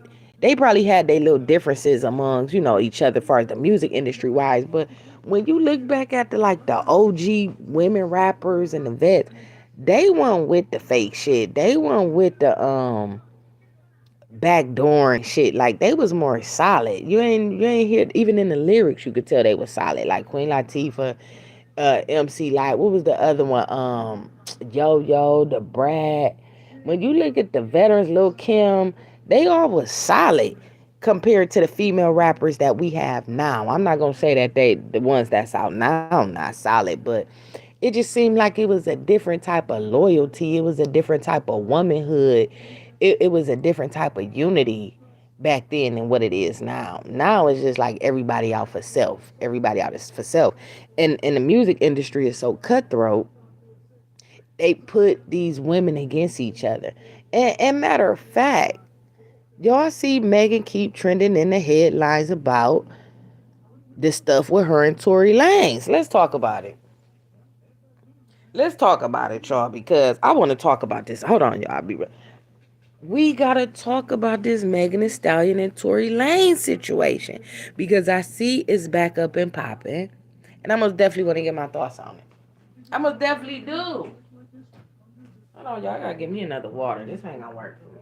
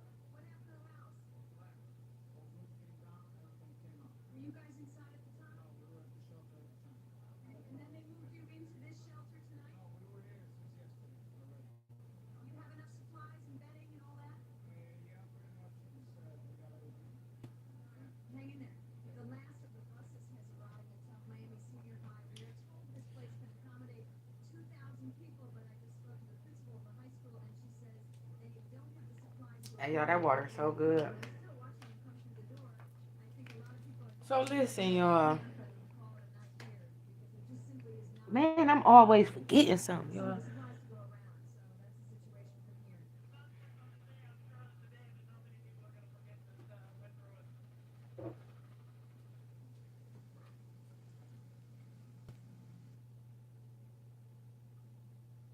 So listen, do y'all? This is what I'm saying, right? With the hold on, y'all. Let me get myself together. 'Cause I be moving around and stuff. Y'all be having stuff going on around the house. It's just weird to me, like, did Megan do all that lying? Was she lying on him? Like, what's up with the? Did she get shot 2 or 3 times? Man, I don't know. I ain't never heard no story like this, and we ain't got the rest of the receipts on what happened, and everybody went quiet. Like, what? Who gets shot? especially a female, and it just go under the radar and everybody get quiet. Nobody say nothing about nothing. Everybody is, man, cease and desist. Don't say nothing. It's weird. It's weird. Hold on, y'all. I'm trying to get this together real quick.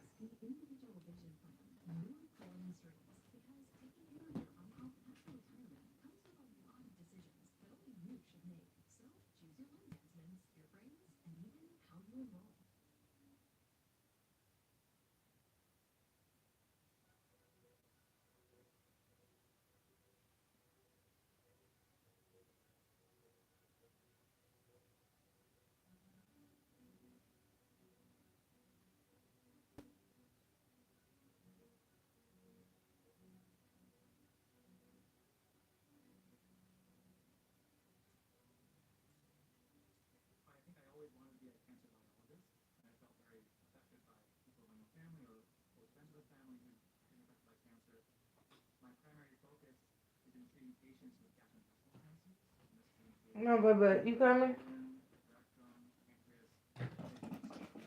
Dang. Y'all heard my dog just run up on me like that. Listen, y'all, so this is what I'm saying, right? The stuff with Megan, y'all just seem weird to me because it's like, okay, as a woman, we most definitely want to show sympathy, because she was the victim allegedly. You know what I'm saying? If he shot her or whatever, yeah, she the victim. We gonna show sympathy, but we didn't really see her go through like no serious. Like we didn't see her go through therapy. We didn't see her have a cast on.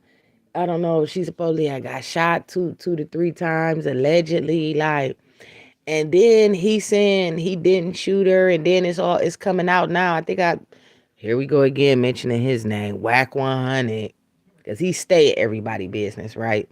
But anyways, supposedly it was about, okay, so let's go to the first story. The first story we heard, I don't know if y'all heard this, but the story I heard was that it was about Tory in the pool with Kylie Jenner or whatever. I don't know if him and Kylie had did something in the pool or what had happened, but Megan felt betrayed because I guess her and Kylie was really, really good friends, and Kylie knew the situation with Tori, just like Tori knew the situation. Like you wasn't supposed to be messing with her, me and you rocking. So they were saying it pretty much had something to do with Kylie Jenner on why the shooting took place. It was like they were trying to say Megan was jealous or whatever, allegedly.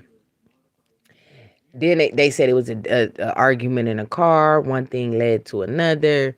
Boom. And then another story was she was supposed to have gave him some money or something. It was something about a song. I guess one of them was one or the other. He was supposed to have paid her for the song, or she was supposed to have paid him for the song that night. And supposedly it was supposed to have been about some money. They got into it about the car. In the car, one thing led to another. But it was crazy because if Megan was the victim, we seen on the world on TMZ how they made her get out the car, had her walk, get on the ground. They pulled. She walked out the car. She wasn't getting treated like a victim. It was more so like she was the aggressor. She was the one that caused it. That's how the police made it seem. If you've seen the video that went viral, or her walking out the car. So then, I mean, walking out the truck. And then the news story is that I've been seeing in the headlines the last 2 days was that I guess it was supposed to have been over her friend. What's the girl name, y'all? Her real close friend or whatever. They used to be best friends or whatever. I guess it was about Tory Lanez was supposed to have been sleeping with both of them. Chelsea, that's her name, Chelsea. And then they said allegedly it's supposed to have been about Tory Lanez. Megan found out that Tory was sleeping with her best friend at the time, Chelsea, because her and Chelsea is no longer friends. Chelsea did a song about her, did a diss track and everything. I don't know how many views the song got or whatever, but it's starting to seem like it's just some going on. There's some lying going on somewhere. But if he didn't shoot her, two or three times and all that bad blood got put on his name, that's fucked up. That would be fucked up. And if he really shot her as a dude, you shot a woman, that's more even fucked up. Like, so either which way it go, I think when we get the truth to the story, because nobody knows the truth but the people who was there and the lawyers. You know what I'm saying? I guess they camps. Like the world, we still don't know the true story. But we ain't never seen a dude in the industry shoot both of them hot, shoot an artist, and then it just go quiet after that. Like, how did it get so quiet? How was it? How nothing else came out about it? Where's the rest of the details? It just, I don't know. But to me, it just seemed fishy now. It seemed fishy. So you got a lot of people around the world saying Megan lying on Tory Lanez. He lying because a lot of people thought that incident was gonna ruin his career. A lot of people saying like it's over for Tory, it's over. Same thing with Chris Brown. Remember when he beat Rihanna up real bad or whatever? Everybody like, oh, it's over for Chris Brown. His career is over. What is it? Why these incidents take place with these women, and it's like the coverages get through over it, like, and then it just go away, and then we embrace these abusers like they the world greatest dads and the world greatest heroes. Look at Chris Brown, what he going through. He got a lot of rape allegations allegedly, all kind of stuff going on with him and Trey Songz. But I don't know, man. But our black women, we go through so much, and it's like when even when you're in a higher up position, look at everything Lauren Hill had to go through. Look at everything Lil Kim had to go through. Look at all these. We seen what Monique had to go through. Then we seen what Tiffany Haddish went through when she got booed off her show, and they booed her. I think that was last New Year. The New Year before that, she was booed off a stage. After that, it was hard for her to make a comeback after that. Then the situation with her and Common, that didn't work. And then they try to make it seem like it was her. It's like our black women are always being slandered. And nobody is there to speak up for our women. Look at all this stuff that happened with these women. Did Megan really get shot? Or is she full of shit? I mean, come on. It's one or the other. Somebody lying somewhere. Did this shit happen or not? We tired of the guessing games. They might as well come out with the shit. Let us know. Listen, this is what happened. Because Tori is still making music. Megan is still making music. Tori did a video talking about some Rock Nation trying to silence him or whatever. It don't seem like it. Every time you looking up, the boy is dropping hot music. Working with the hottest artists. So y'all, it just be crazy to me, the stuff that be going on in these headlines, and then we can't even keep up with the dead rappers that's going on, and then all these artists is coming out. It seems like since NBA YoungBoy dropped that song, I Hate YoungBoy, man, everybody dropping music. I mean, everybody. It's like everybody got a new song. Everybody dropping 2 and 3 and 4 songs. Like NBA, then man, he got people on a different type of time. And then we see a lot of his I guess he thought a lot of people was gonna ride for him in the industry, the ones who was gonna pick a side, and he's seeing whose side they picking. Now we about to see how it's about to go now. Because he didn't call out all these artists, he didn't disrespected all these people. What is NBA YoungBoy going through, y'all? What is he going through? It's a war going on. It's a war going on inside of us mentally. We battling with ourselves. We battling on ourselves. And then people say, oh, you snitching, you ratting. NBA YoungBoy is telling on himself. People tell on themselves. They go to Instagram. They get on these social media sites talking about everybody they done killed, how many people they done robbed, who they done shot, when they shot them at, what time they shot them. Nobody is telling on nobody like that no more. Everybody is telling on themselves. And then they entourages, they hang with a whole bunch of people that can't be trusted anyways, who either is an informant. Then let's be honest about it. It's a lot of informants. A lot of our favorite rappers and artists, and these people, I'm not gonna say that. A lot of our favorite artists and favorite rappers, but It's a lot of informants though. The hip hop police is real. Like we got our regular police and regular, it is a special task force for the rap industry, and they call it the hip hop police, where their job is to specifically go through these artists' lyrics bar by bar, solve these cases that these rappers telling everything in. Then they are hired, the hip hop police, to go through their Instagram, go through their social media, go through. This is what their tasks are. They are paid to be hip hop police, and they have a history of being grimy as well with these artists. They have been accused of planting stuff on artists, drugs, guns. Lil Wayne said they planted stuff on him so many times.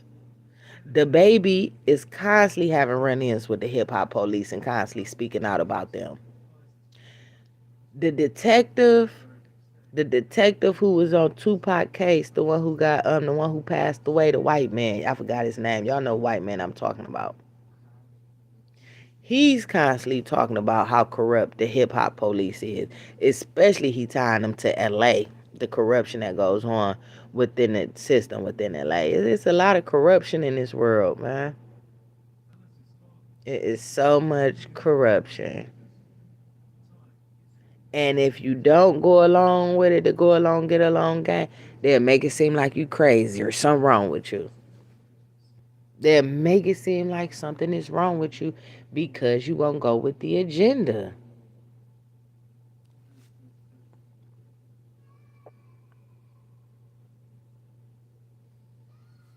I'm telling you, y'all, it's crazy out here, but I don't know what else, y'all. I'm just really up. I'm really up because I just want to spend some time with y'all for a minute because I'm always doing my quick little lives and stuff. I haven't spent no time on my pipeline, and y'all know I be wanting to rock out with y'all. Even with my crazy schedule, man, my schedule is crazy, crazy.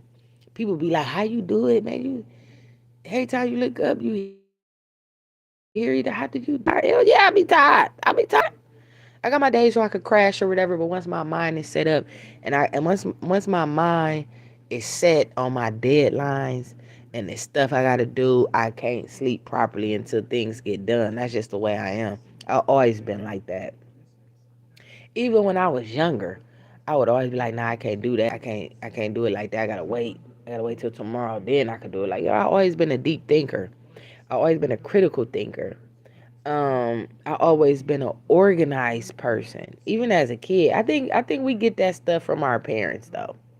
We get it from our parents, like certain things you do, or like, for instance, I know a person who parents was in the military, and as an adult, they still do everything militant. And they ain't never been in the military, but their parents were in the military growing up. They line their shoes up a certain way. They hang their coat up a certain way every day in the same place. It's a form of OCD. I most definitely have a form of OCD. I don't have it real bad. Like a lot of people, like a lot of cases of OCD could be very severe. I think I have a lower mid case of OCD. I'm real big on organization. I'm real big on cleanliness. Cleanliness. I'm real big on that. Everything gotta have a place. Everything.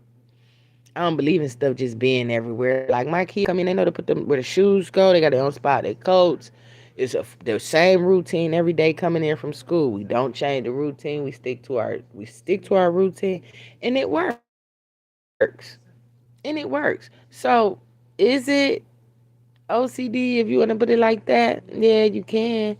But it's also teaching your kids how to keep your house clean because you ain't doing it. Listen, we not tearing up this house today. Y'all ain't doing that.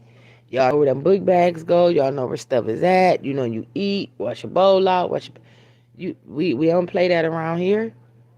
I know a lot of people who let their kids just tear up and don't clean up. Able-bodied kids, teenagers and everything. They don't gotta do no dishes. They don't gotta take no garbage out. They ain't gotta wash no clothes. I don't believe in that. I don't believe in that. You gonna do something. You're not about to just sit up and lay up and just be on the internet. earbuds in your ear on the internet. Hell no. You don't get up and do something.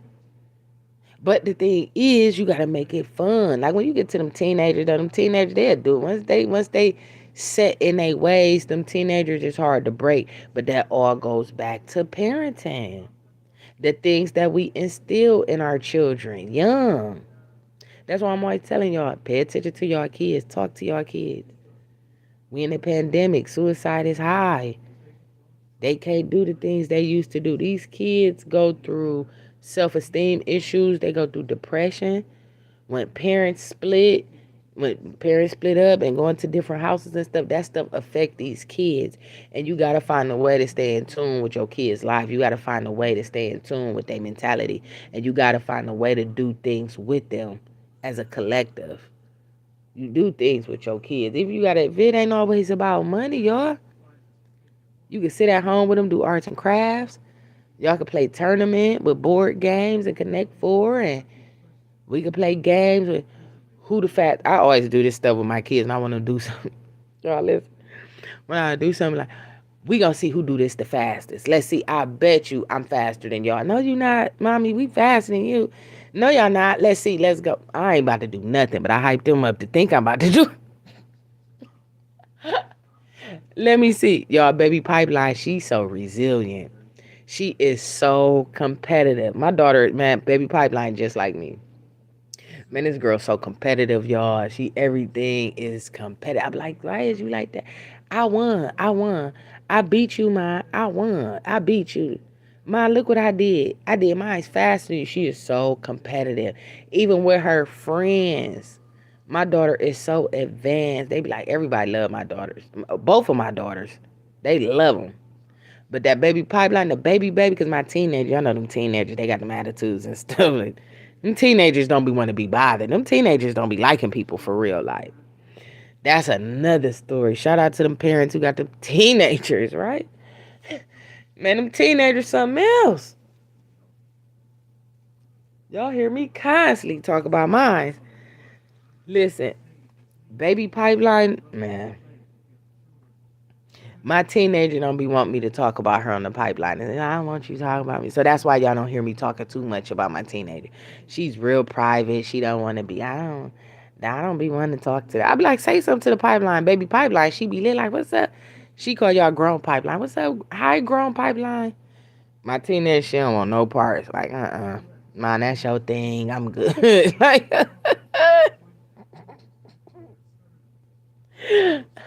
they with their dads. It feels good to have a great co-parenting relationship, y'all. Like, let's talk about the co-parenting relationship. That's another thing, man. Like, as a parent, right? When you have children by the other sex, because I know it's men and women watching this, so I'm gonna just say the other sex, whoever that you are. When you have children with the opposite sex, at that moment in time, you may think like, oh, we gonna be together forever. I'm not having no kids out of wedlock. But then with circumstances and time, things don't always play out the way we may have planned them. So with that being said, sometimes these co-parenting situations become difficult, maybe behind lack of finances, maybe behind the other person still in love and don't want you to see the other person, don't want you to be with nobody else.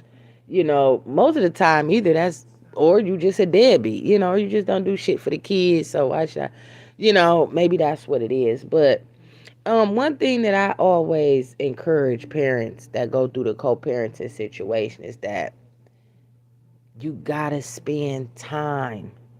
You gotta spend time. It's not always about bearing gifts. It's like y'all know I always say that. Cause these kids, when they younger, they don't know too much nothing about no material thing unless you throw it or they raised with all this material stuff. But a child loves their parent just for love. It's all about love. So I think the presence, not presence far as gift, your presence. The presence speaks volumes. And if parents get out of that whole You ain't give me no child support this month, or you ain't give me no money, so you can't see, or you don't help me with that. That ain't hurt nobody but the kids. Because at the end of the day, it's about love, and a child need to be involved with both parents. You cannot hold your child away from the father, behind the father don't want to be with you or don't want to have sex with you.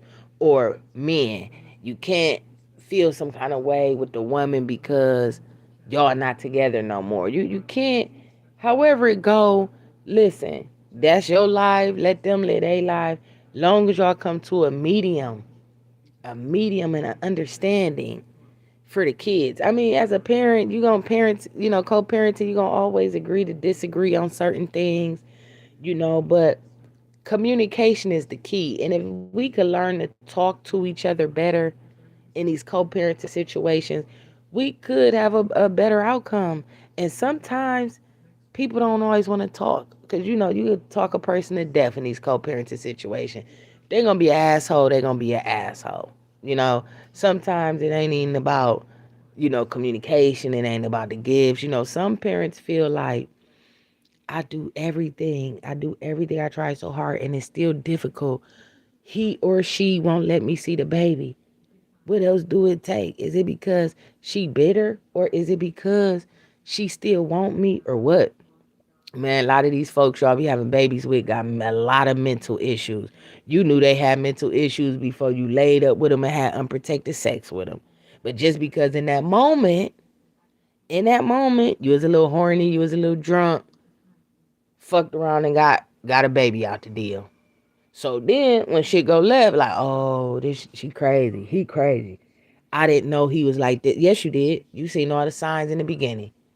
We gotta be careful who we have unprotected sex with. We got to be careful who we lay in our bed, who we have lay in our beds. Because we see all these signs coming before we see all these signs before a child was even produced or thought about. You knew he was crazy. You knew she had mental issues. You knew all of this. But sometimes we be blinded by the material. We be blinded by the body shape. We be blinded because he got 6-pack abs and 360s. We be blinded because he got on Yeezys. We be blinded by the masks people wear. These people wear a lot of masks, man. And you got to be careful on who you lay up with. That's why I'm glad I made great decisions. Great decisions.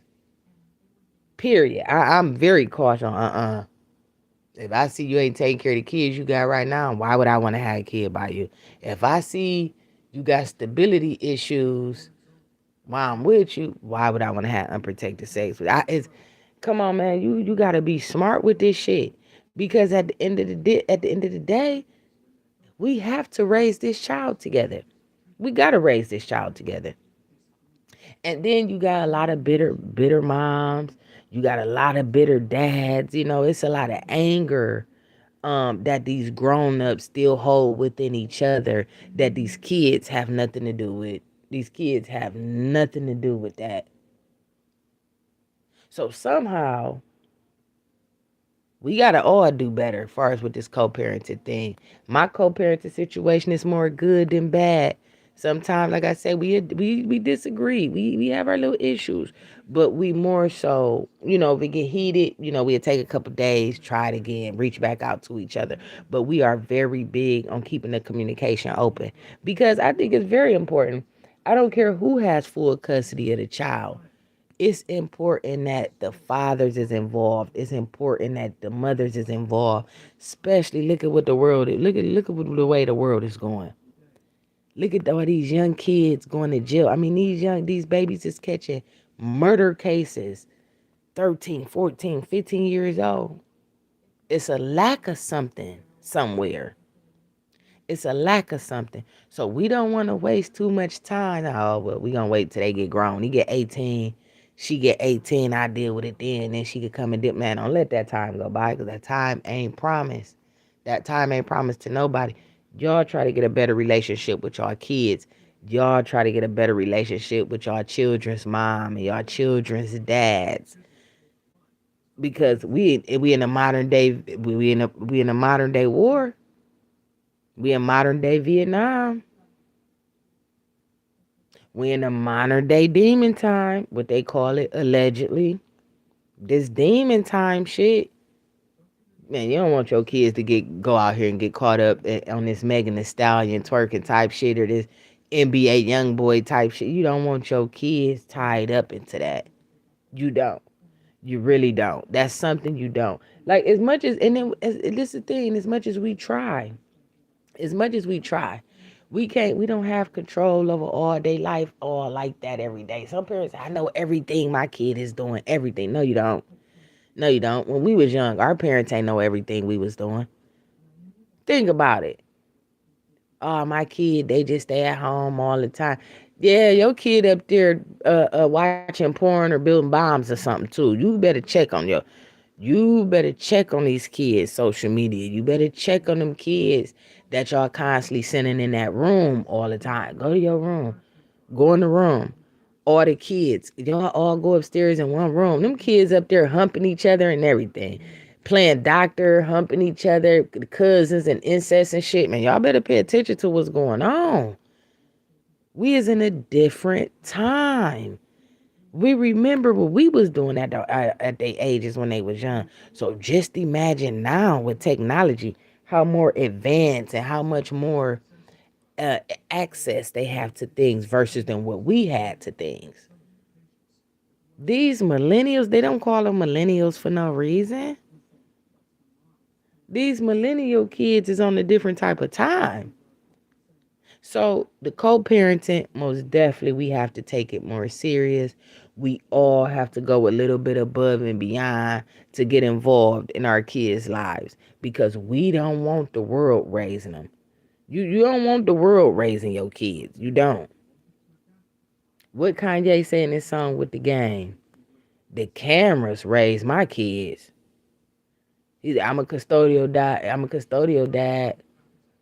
I do my thing, but the cameras raise my kids. Ain't that fucked up though? But when we look at it, we know he not lying. Them Kardashians been on TV for a while. They kids and everything else.